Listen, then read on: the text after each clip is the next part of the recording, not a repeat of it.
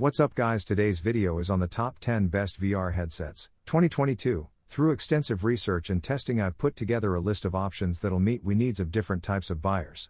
So whether it's price performance or its particular use, we've got you covered. For more information on the products, I've included links in the description box down below which are updated for the best prices. Like the video, comment, and don't forget to subscribe. Now let's get started. 10th place. HTC Vive Flow. After effectively conquering the standalone VR headset market with Meta, HTC has shifted its attention to the lightweight VR market with its first pair of immersive glasses. To be honest, the Vive Flow appears to be a pair of fashion-forward sunglasses rather than a VR headset, replete with reflective lenses and conventional arms. It's a great appearance, but it's sure to catch notice if used on public transportation or long flights, which is precisely what HTC intends. Aside from basic VR experiences similar to Google Daydream and Samsung Gear VR, the key selling point of the Vive Flow is the ability to reflect the display of your smartphone. This enables you to run programs like as Disney Plus and Netflix while viewing your digital material on a virtual 100 inches monitor. However, although the concept is sound, the implementation is, to say the least, poor. Aside from the fact that the system is only compatible with a restricted number of smartphones in the market, with no iPhone compatibility, the usage of Miracast rather than regular USB-C connectivity results in input latency. That means you can't use the headset to play your favorite games via the cloud, nor can you connect it to a laptop for work. Add in minimal controller assistance through a linked smartphone, the fact that it becomes unpleasant to wear after around 30 minutes of usage, and the Flow's rather hefty pricing for what it offers, and things aren't looking good for the Flow. Oh, and we haven't even mentioned that there is no built-in battery, thus it requires an external energy source linked through USB-C. The Flow is a fantastic option if you're a very specialized sort of person who travels a lot and needs a better method to view movies, but for everyone else, there are more competent solutions available at a lower price range. 9th place, HP Reverb G2.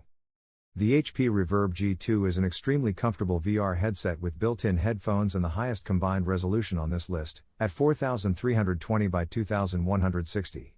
A tactile IPD slider allows you to adjust the headset to fit your eye width, resulting in a much cleaner, more focused vision. While it may only operate at 90 Hz, this is mostly owing to the high power required to function at these resolutions. You won't need to set up external cameras or base stations with inside-out tracking, so HP can charge far less than Valve for the index and setup is simple. All of this comes together to form a VR headset that allows your eyes, head, and mind to rest while engaging in your favorite activities. 8th place. Pimax 5K Super. The field of vision, or FOV, is one of the most significant constraints of existing VR headsets. While many of the other headsets on this list feature 100-degree or 120-degree FOVs, the Pimax 5K Super more than doubles that, giving you additional peripheral vision during your favorite VR activities. The Pimax headset has a high beginning price and requires a highly powerful PC to function.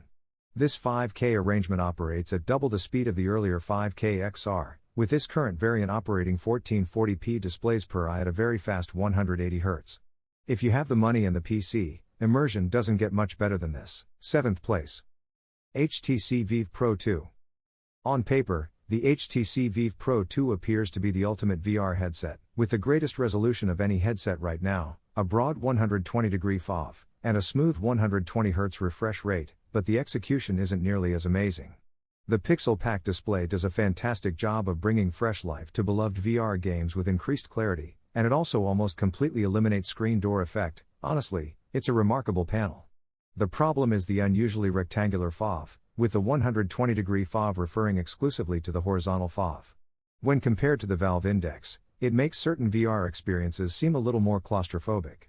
The Vive Pro 2's overall design hasn't changed, which means it's just as hefty and difficult to use during longer sessions as its predecessor, and the Vive Pro 2 wands are essentially the same as they were in 2016. It's also quite pricey when compared to the majority of the headsets in our comparison, so it's only for the most ardent VR enthusiast who can overlook some of the Vive Pro 2's outdated design decisions. 6th place.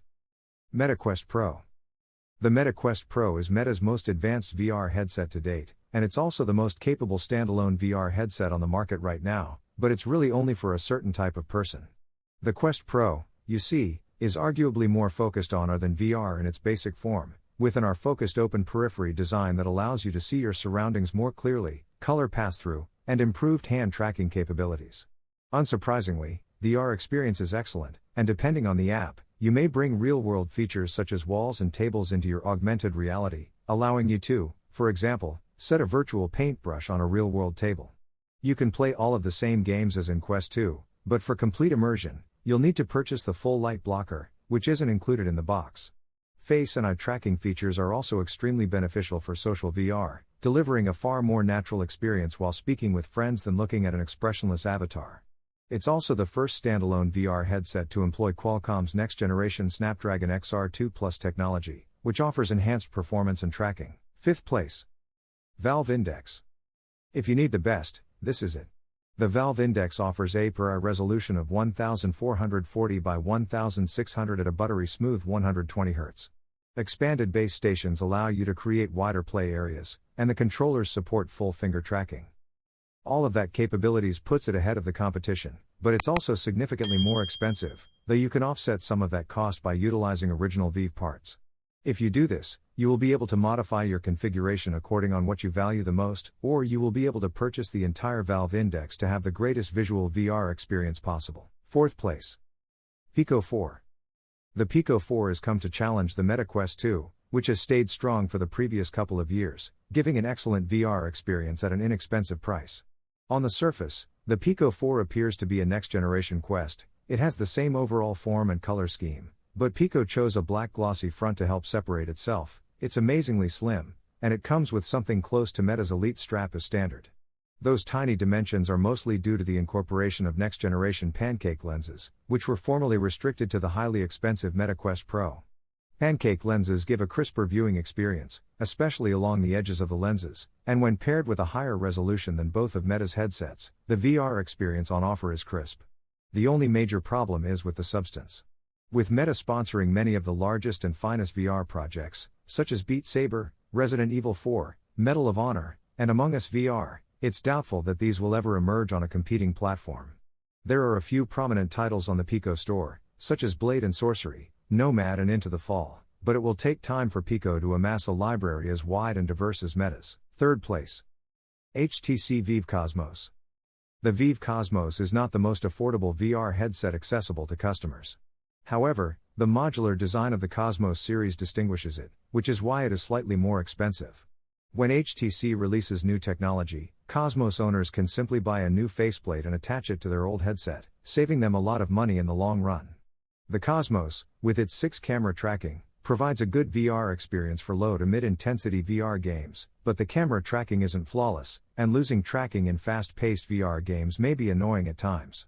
But here's where the Cosmos Elite comes in. For a little more money, you can have a Cosmos with real one-to-one Steam VR tracking, but at the expense of extended setup periods and needing to utilize first-generation Vive wands. 2nd place. PlayStation VR. Surprisingly, the PlayStation VR headgear is the only VR headset available for console players. Microsoft does offer a means for gamers to play Xbox games via the Oculus Rift S, but it isn't VR enabled. Sony's virtual reality headset has a 5.7 inches OLED display that will provide players with low persistence and, as a result, reduced motion blur when utilized. It also has ultra-low latency, 18 milliseconds, and a refresh rate of 120 Hz, which is higher than the 90 Hz offered by the Oculus Rift S and HTC Vive. It implies that stunning 120 FPS gaming is theoretically conceivable, though we're not convinced the PS4, or even the PS4 Pro, can manage it. Sony appears to have had the same thinking, since it includes an extra unit, smaller than the PS4, that performs the most of the graphics processing. It will monitor your head position and can even be used with Sony's failed Move controllers, giving the old controllers new life. However, the tracking is rudimentary, it employs a PlayStation camera, and the region in which you may travel is quite limited. It's made for sitting down VR experiences, and it does them effectively. 1st place. Meta Quest 2. Though the Oculus logo has been replaced by Meta, the Quest 2 is still the greatest VR headset money can buy. The Quest 2 retains independent capabilities and inside-out tracking from the original, although in a smaller physical aspect. The display is the star of the show. At over 2K per eye, the Quest 2 boasts one of the most detailed displays of any VR headset on our list right now, only bested by the Vive Pro 2, which is astounding considering the entry-level pricing. There's also Qualcomm's Snapdragon XR2 platform, which offers a significant performance boost that pushes the bounds of the available standalone applications and games. If that isn't enough, Oculus Link allows you to connect your Quest 2 to your PC and play PC-exclusive VR games like Half-Life, Alyx, and Air Link capabilities lets you to do it cable-free if you have good enough Wi-Fi. No other VR headset currently available matches the mixed functionality. If you want a terrific all-around VR headset, the Meta Quest 2 is the one to get. Thank you for watching, and until next time, I hope to see you all in the next video. See you later guys.